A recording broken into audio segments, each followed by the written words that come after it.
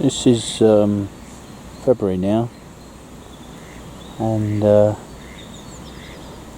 main part in February is just keep on top of the traps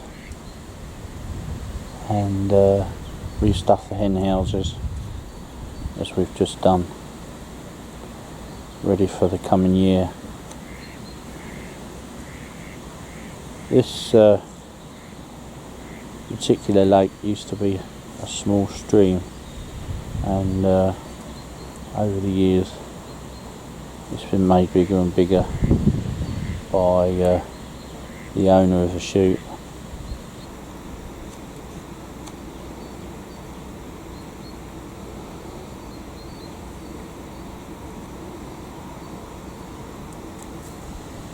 Just a minute, we'll be going down and checking the traps in this boathouse down here. I've got some mink traps set in there. Don't normally get a lot of mink around this time of year. As I say, it's now February. Generally they migrate through this chute the last couple of weeks in August, the first couple of weeks in September. But they certainly do like that structure down there. Gives them a place to hide and cheat the fish that they've killed, and to have a sleep.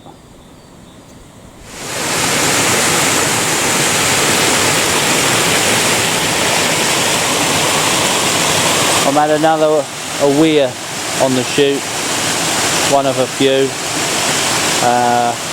These structures are very much frequented by the mink. If we can find it in the focus. There's a little false cave or tunnel trap. It's been cemented to the side of the weir, and inside there's a fen trap for catching mink. You see there's a brick there, goes over the entrance, which has been slightly washed away.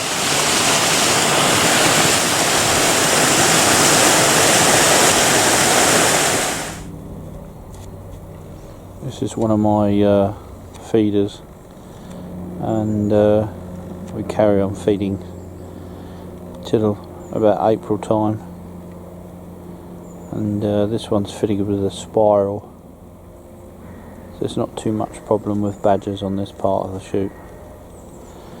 On an area where there's a big problem with badgers, I fitted them with a pan type of feeder.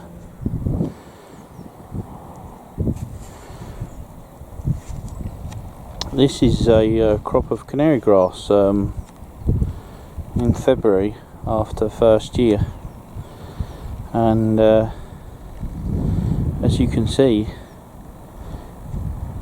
you might think I'm absolutely daft and say, well, there's nothing there, and unfortunately that's what a lot of chutes do, and they spray off the ground and plant something else in as a total disaster. This is what it does, though. It's very, very strange. It almost looks like there's nothing there at all, but what you'll see over the coming months is this will just spring into life and start to become a crop. I shall show you some other crops that are slightly different in age, and the benefits you can get from canary grass.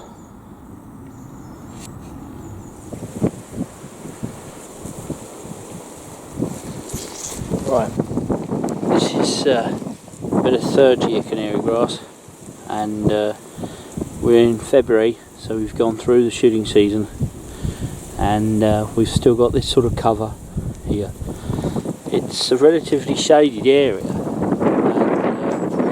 out of all more canary grass that I grow, I would have said it was probably the poorest bit, but this is what you'll get. This looked 3 years ago pretty much like that did where there was not a lot there, but as you can see, there's a nice bit of cover, and in the bottom, we can focus, you can see the new shoots coming through.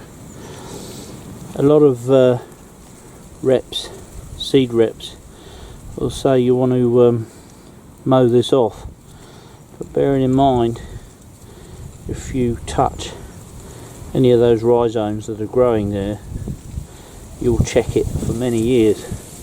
So really, it's best left alone, and that strawy cover will go on right the way through to the summer for next year's protection for all your small birds, pheasants, partridges, whatever decides to want to come and nest in. It really is magical stuff for wild birds.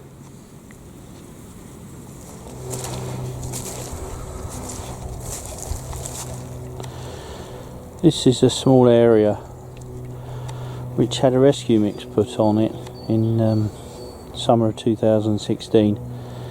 The last 3-4 years it's been nettles, and we've been quite happy to have the nettles there, because nettles are wildlife. It's a wonderful, wonderful cover. Very, very, very underestimated. But the nettles had to, for some reason, I can't remember why, had to be cleared, and so we then quickly sowed something to cover them up.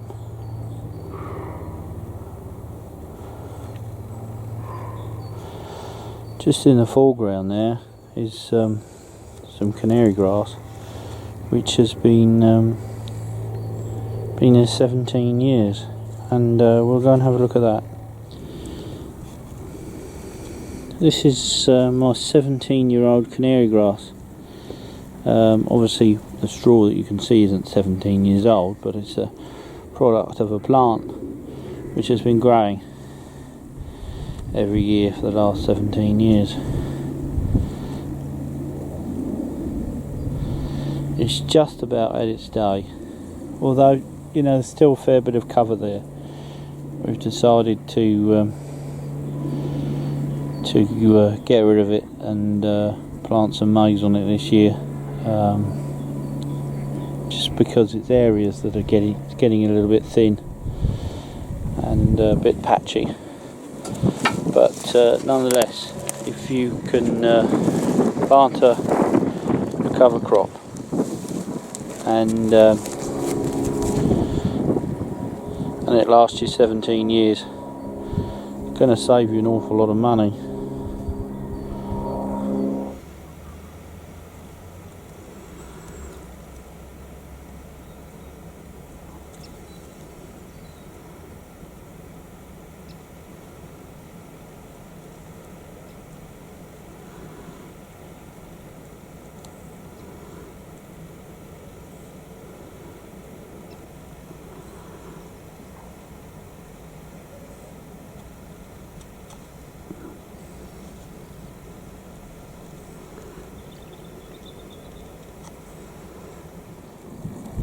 This game cover crop is a mixture of polycured kale, if I've pronounced it right. It's a red kale, and Utopia, undersown as well to chicory.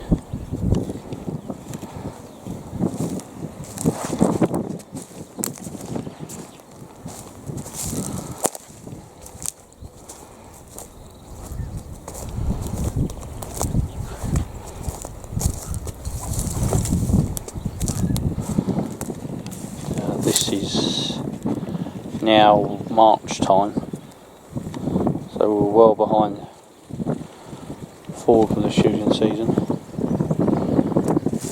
We just missed those partridges go then.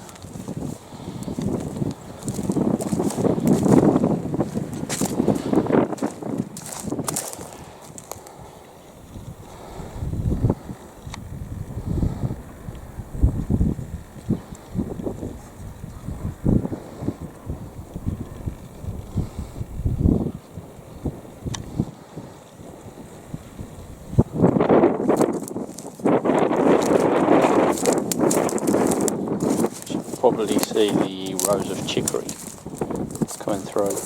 This actually bolted quite well in its first year, but I'm hoping that this second year is going to do quite well.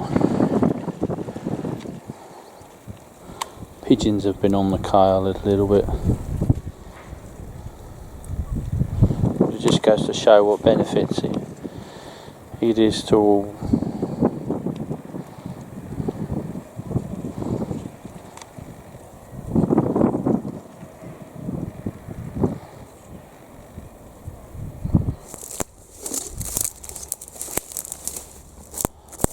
This is the spot that I try and use as my flushing point.